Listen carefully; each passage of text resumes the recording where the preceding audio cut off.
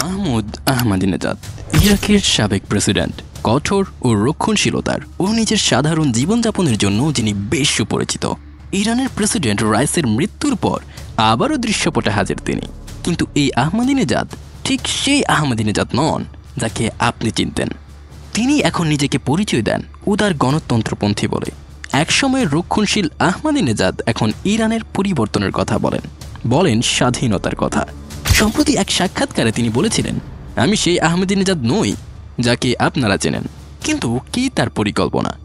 ইরানের সর্বোচ্চ নেতা আয়াতুল্লাহ খোমেনির সঙ্গে দ্বন্দ্ব পেরিয়ে তিনি কি সফল হবেন? 2005 থেকে 2013 পর্যন্ত ইরানের প্রেসিডেন্ট ছিলেন আহমাদিনেজাদ। কঠোর রক্ষণশীল নীতিমালা ও ইসরায়েল এবং পশ্চিম বিরোধী অবস্থানের জন্য তিনি বেশ সুপরিচিত। কিন্তু প্রেসিডেন্টের পদ থেকে সরে যাওয়ার পর তিনি কেমন ছিলেন এবং বর্তমানেই বা তিনি কি করছেন? 2013 সালে প্রেসিডেন্ট হিসেবে মেয়াদ শেষ হওয়ার পর আহমাদিনেজাদ সরাসরি রাজনীতি থেকে কিছুটা দূরে চলে যান। তবে একেবারেই হারিয়ে যাননি। রাজনৈতিক ইস্যুতে বরাবরই সরব ছিলেন তিনি। সাম্প্রতিক বছরগুলোতে আহমাদিনেজাদ আবারও সক্রিয় হয়ে রাজনীতিতে ফিরে আসার চেষ্টা করছেন। 2017 এবং 2021 সালে তিনি প্রেসিডেন্ট প্রার্থী হওয়ার চেষ্টা করেন, কিন্তু খোমেনির নিয়ন্ত্রণে থাকা গার্ডিয়ান কাউন্সিল তার প্রার্থিতা বাতিল করে, যার মাধ্যমে খোমেনির সঙ্গে তার দ্বন্দ্ব আরও প্রকাশ্যে আসে। অবসরের পর আহমাদিনেজাদ প্রায়ই ইরান সরকারের দুর্নীতি ও অসঙ্গতির বিরুদ্ধে কথা বলেছেন, সরকারকে আরও স্বচ্ছতা ও গণতন্ত্রের আহ্বান জানিয়েছেন। আহমাদিনেজাদের রাজনৈতিক জীবনের ইতি ঘটে মূলত সর্বোচ্চ নেতা আয়াতুল্লাহ আলী খোমেনির সঙ্গে বিরোধের জেরে। প্রেসিডেন্সির শেষের দিকে আহমাদিনেজাদ ও খোমেনির মধ্যে বিভিন্ন ইস্যুতে মতবিরোধ দেখা দেয়, যার অন্যতম কারণ ছিল মন্ত্রী নিয়োগ ও অন্যান্য প্রশাসনিক বিষয়। আহমাদিনেজাদ খোমেনির সিদ্ধান্তের সরাসরি বিরোধিতা করেন, যা তাকে সরকারের ভেতরেই বিদ্রোহী চরিত্রে পরিণত করেছিল। এর ফলে ক্ষমতার শেষের দিকে অনেকটা একঘরে হয়ে যান আহমাদিনেজাদ।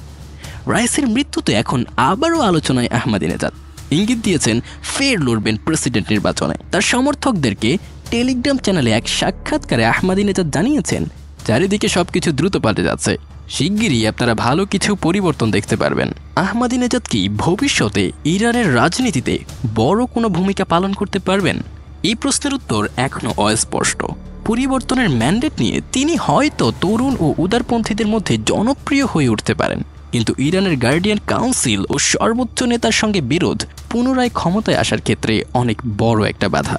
খোমেনি তাকে অযোগ্য ঘোষণা করবেন জেনেও গত 2 নির্বাচনে প্রার্থী হয়েছিলেন আহমাদিনেজাদ।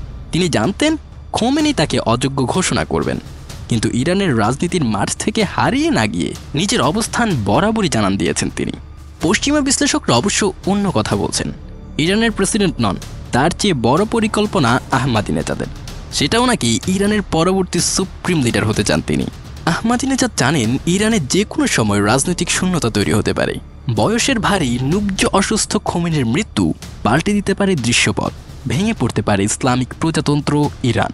সে পর্যন্ত নিজেকে রাজনৈতিক মঞ্চে একটি শক্তিশালী ও প্রভাবশালী চরিত্র হিসেবে ধরে রাখতে চান আহমাদিনেজাদ, সেটাও গণতন্ত্রপন্থী ও উদার নেতা হিসেবে, যাতে পরিবর্তিত ইরানের প্রেক্ষাপটে আদর্শ বিকল্প হতে পারেন তিনি। ইরানের গার্মসার শহরে শ্রমিক পরিবারে জন্মগ্রহণ করা আহমাদিনেজাদ আবারও ইরানের ক্ষমতায় আসতে পারবেন কি? সে উত্তর কেবল সময় দিতে পারে।